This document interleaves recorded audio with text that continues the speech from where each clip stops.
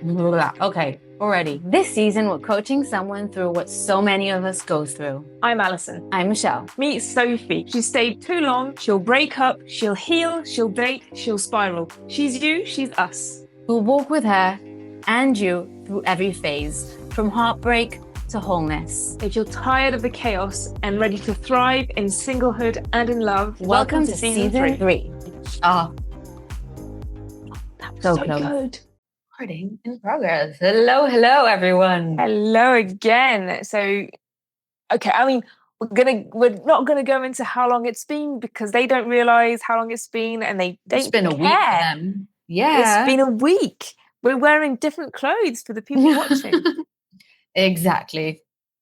I literally just posted on Instagram the fact that we were recording like as I was waiting for you. So I think that will be a month ago for in real time.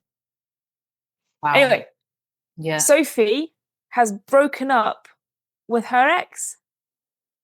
Mm-hmm. And we left her last time when we spoke. You know, she was just ending this bad relationship after a long process of questioning and struggling and trying to figure out how to fix this relationship. And she realized that she couldn't. So now she decided to make the brave, difficult choice of just putting an end to it. Yeah, it's a tough choice, and I think, and I think it's such a brave choice as well because, breaking up to be single is scary because a lot of us, we enjoy kind of companionship and everything. And, a lot of people break up because they've got somebody else, waiting or that they know that they can, jump back fast. But here, Sophie is making the brave choice of breaking up because she'd be better off alone. And I think that's so brave to everyone that does that. It's amazing. It is. And I think most people that I get to talk to about specifically this topic of breaking up and ending a bad relationship, they usually say something along the lines of, but isn't it better than being alone? Because obviously being alone sucks and it's terrible and it's worse than being in any type of relationship. And I think for myself as well, one of the main reasons why I overstayed my welcome in relationships is because I was afraid of being alone and because I was afraid of pulling that trigger and saying enough is enough and this is the end. It's a very, very scary decision to make.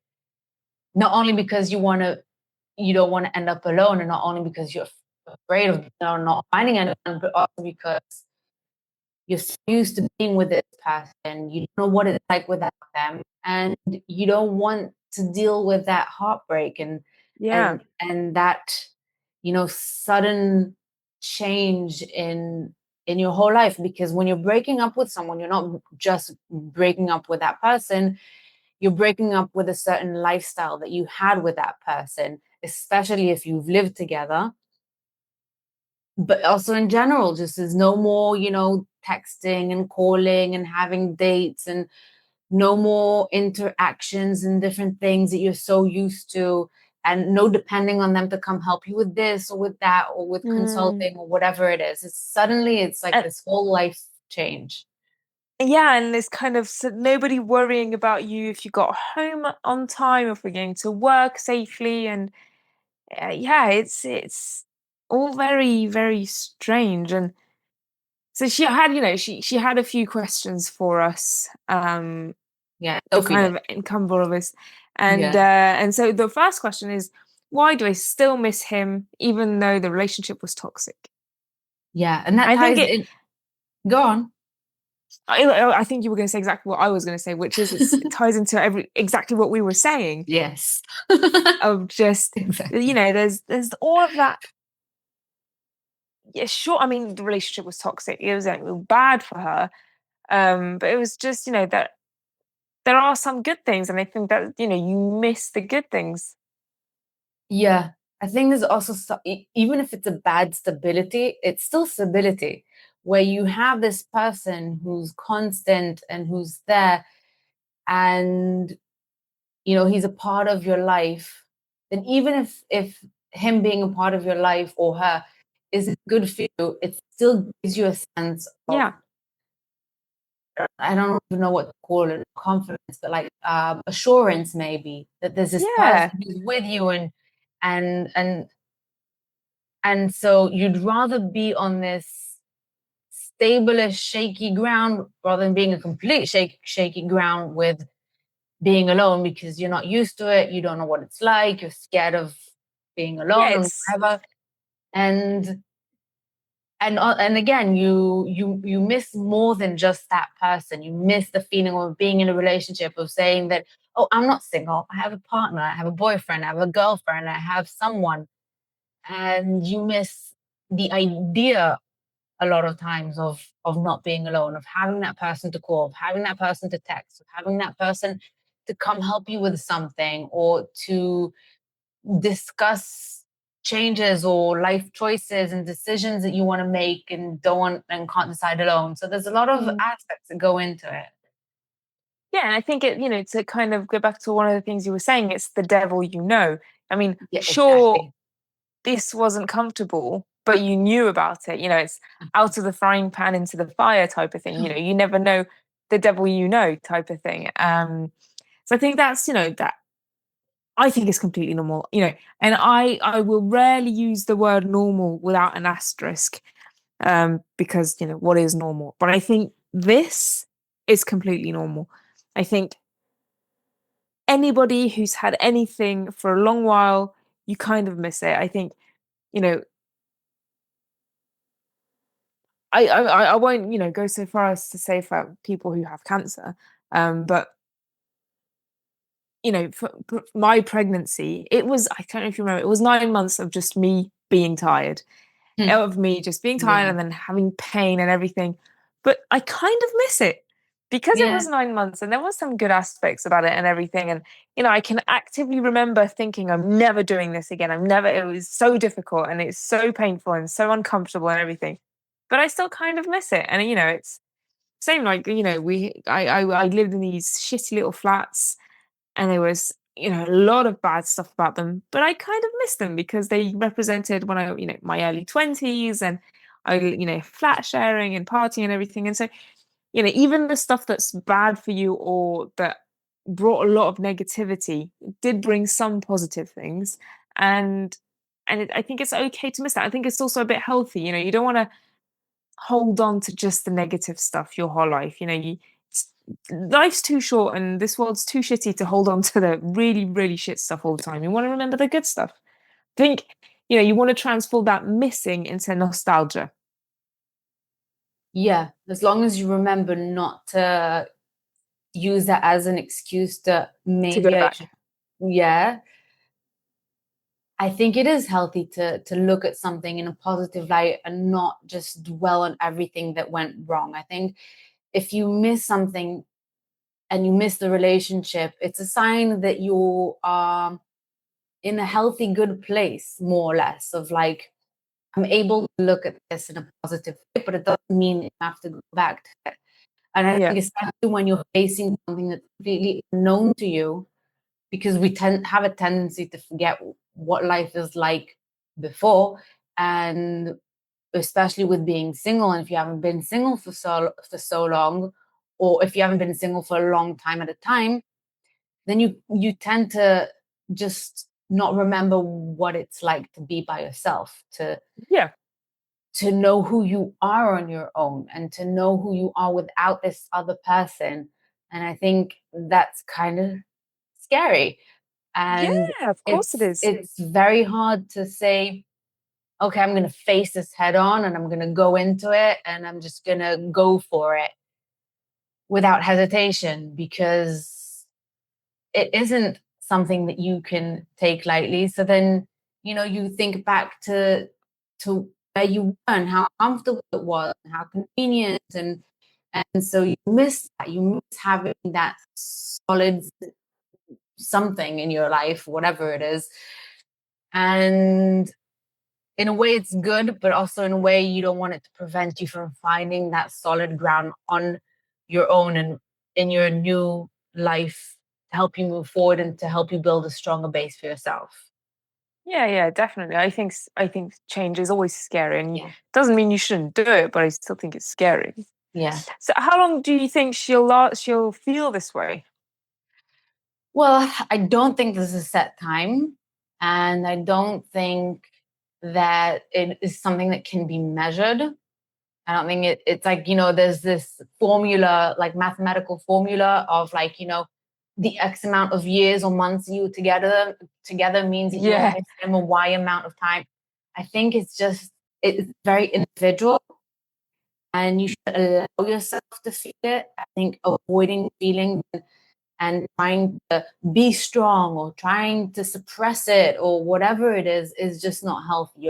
You're allowed to feel what you're feeling, and you're allowed to soak it up a bit and to be there, but you're not allowed to dwell on it too much and allow yourself to drown in it. And I think you need to give yourself your own time frame of like, I'm not gonna dwell on this for more than a week or a month or whatever it is. I just think you need to set for yourself a realistical time and stick to it, so that way you're not, not being too strict on yourself, but also not allowing yourself to drown in it too much. yeah. It. I was thinking about this, about just give it time, and I don't this I give it time. It makes me feel uncomfortable until I realized if you compare it to kind of cutting yourself or being ill or things like that, people say give it time, give it time. It's true. Time does heal all wounds in Yes. quote marks, but you still have to do things to, it's not just Amen. time. And Amen. so, for example, with a deep cut, you have to, bandage it up, and then it'll take time to heal. But you can't just leave it there, otherwise it'll Yeah. fester, or just you hemorrhage or something. And if you're ill, you can't just give it time. You have to, you know, relax, slow down, stay home, kind of, eat a bit better, give yourself the tools to feel better.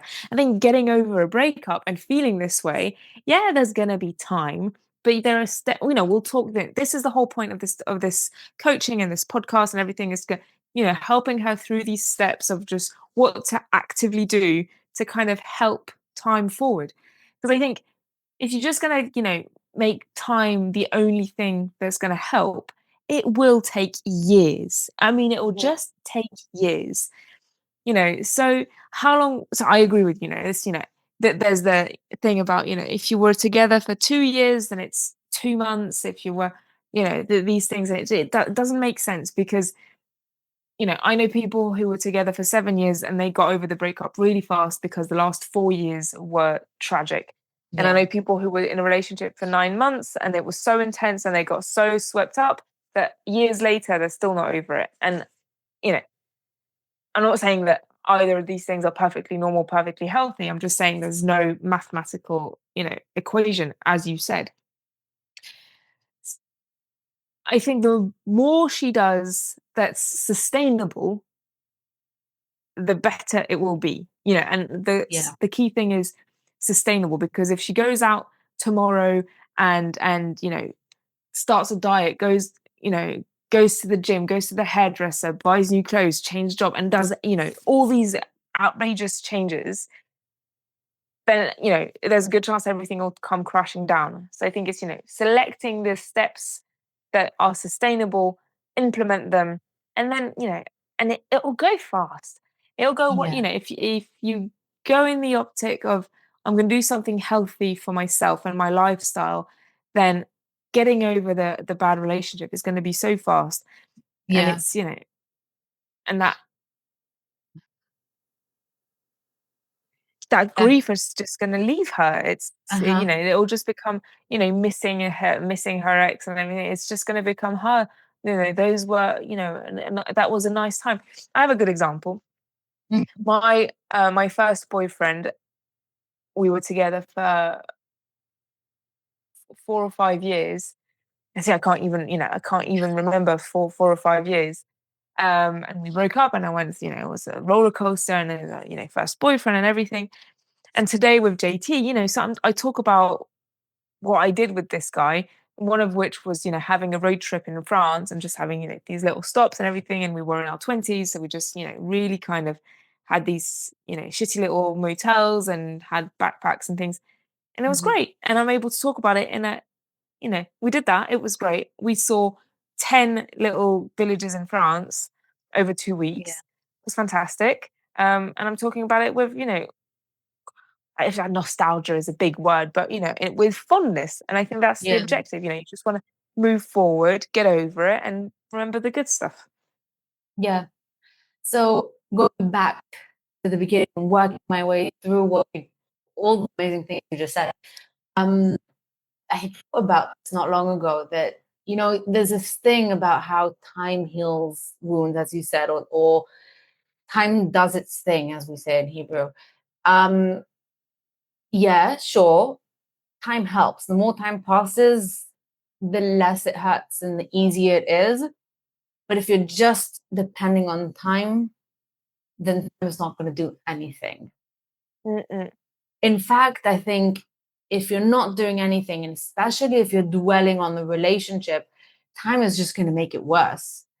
And I think in order for time to help you heal, you need to take active steps to heal. And you need to help yourself, and you need to do things with that time that will help you get to the place that you want to get to. And saying about, doing all these changes in your hair and clothes and whatever. And I think making any change, especially drastic changes at this time, is a big mistake because you're already going through a huge change. And coping with one big life change at a time is difficult as it is. So adding to that all these different changes, even if it's small minor changes to your appearance, it's just going to confuse you even more, especially actually with your appearance, because you barely recognize yourself alone anyways. Like changing your appearance, like who knows who this person staring back at me is. So I think you need to moderate your changes in your life. Hold on to what is stable, what what's the same. If it's your friends, if it's your family, if it's your career, if it's your passions or your hobbies, I think this is a time to hang on to the things that give you stability and things that are the same in order to cope with the changes, the Yeah. big change that is going on. And I think that will also help you, that will, with time, will get easier. And then you can slowly start introducing more changes in your life as you see fit, and not just because, oh my God, I just went through a breakup, so I need to change everything about my life. No, you don't need to change anything. First of all, you need to cope with the breakup. You need to cope with your coming in to this so-called new life with yourself. And then we can talk about, the next changes that you want to make. Yeah. So, Yeah, for sure. and we can move on to Sophie's next question, which Yes. is it normal to feel like I'm going backwards in my feelings? My healing, sorry. Or feelings also works, but I think you were just saying that, or before, and you said something about not liking the word normal. I don't like it either. I think abnormal should be normal. There's no normal, there's no right or wrong Yes. way to feel. If you're feeling it, then it's okay because you're human and you have these emotions for a reason and you're supposed to be feeling them. And there will be moments where you feel regression, and that's okay, as long as, and I think as long as you don't let them hold you back, and you know that this is just a momentary slip and you believe that you can get out of it, then it shouldn't be a problem. I think what you just said kind of brought me back to my parenting, where basically we're so eldest, my bonus daughter, she's 5, and so we're just having tantrums and everything, and they say that you can tell them what you're feeling is valid, the way you're expressing yourself is not. And how I'm Mm-hmm. going to parallel that to this is just like all feelings are valid, absolutely all feelings. It's how you deal with them and how you let them out that may or may Yeah. not be okay. Um, and so, is it normal to feel like I'm going backwards in my healing? Um, yeah, I think I would just take away the word backwards because feeling anything means that you're going forwards. Yeah. I think what she means by this is the stages of grief. There's this and then there's this, and I think going back to this and this and this, and it's not linear. Healing is Yeah. never, never, ever linear. And just like working out or going to the gym or things like that, there are things that some days might be easy and then the next day it's difficult, but the day before yesterday I was doing it fine and everything. you Hmm. know Feeling things and working through emotions means you're going forward. Yeah. And I think to tie into your analogy of working out and everything, I think it's also every workout is dependent on not just the specific workout that you did, it's dependent on the whole day, of how you slept, what you ate, Yeah. or you drank, or what you did, on how much you packed into the day, so how much energy you have. And I think that also impacts how you feel, especially with going through a breakup where you have certain days where you wake up after a refreshing night's sleep and you have an exciting day ahead of you, and there's a lot of distractions and it's a good day. But then there are days where you have more time to be stuck in your head, or you're just feeling Yeah. tired, or you're just not feeling great. So dealing with these thoughts and dealing with these feelings is much harder. And so I think it's okay to have these days where you suddenly feel like I just don't want to cope with it. Like sometimes I when I'm like I have these moments where I'm just like either tired or not feeling well, and I try to think of the things that I need to do, and it just overwhelms me. And I try to make myself just trick myself to cope with these things later when I do have the energy, and not when I'm trying to fall asleep, or not when I'm trying to rest, or not when I'm not feeling well. And at the moment, just feel the feelings and rest, and try to focus on something that gives me back my energy. And then later you can deal with it, understand why you're feeling that way, if that makes any sense. Yeah, I think it does, or it makes sense to me, but I know how your mind works. I think Yeah. another way of saying it would be, not only is it okay to do all of these things, but I think it's necessary to be going through these stages Yeah. and sometimes going back because it's compartmentalizing. Yeah. Jesus, complicated word. And you can't do it all of it in one go because it's just too difficult. Yeah. So it's you do some of it and then move on to something else and then come back and do a bit more and then come back to something else. And I think some people, they just stay 1 week, hold up in their flat, and then just feel all of the feelings for 7 days, 24 hours a day, and then they come out and they're great. I think that's just a tiny minority of people. You have to have the time, the money, the energy, the availability, everything. Hmm. Sophie can't do that. She's got friends, she's got family, she's got a job. Yeah. You know, I think so I most think of Yeah. well, just giving yourself some time, some space to just feel your feelings, and then come back to that Yeah. every so often is the best solution. Yeah. And I think also leaning on what you do have in your life is crucial, whether it's family or friends or your work or your colleagues or whoever it is. I think it's a good way to help you cope with your grief, is not just coping with yourself, or not just bottling up, or you know locking yourself up in your flat, and closing yourself off to the world. I think it's actually a healthy step towards healing, is talking about it, is letting it out, is sharing. Or even if it's not just, talking about it, if it's just, focusing on your work, or focusing on your hobbies, or focusing on other things that just get you out of your own head for a bit, without avoiding the topic, but just, it's a way to cope with it, because you can't just, sit in your head the whole day long. It'll just drive you crazy. Absolutely. Yeah. I think that's a good point to tie it all up. Yeah, I agree. God, Michelle, wow, timekeeping. I'm impressed. You see?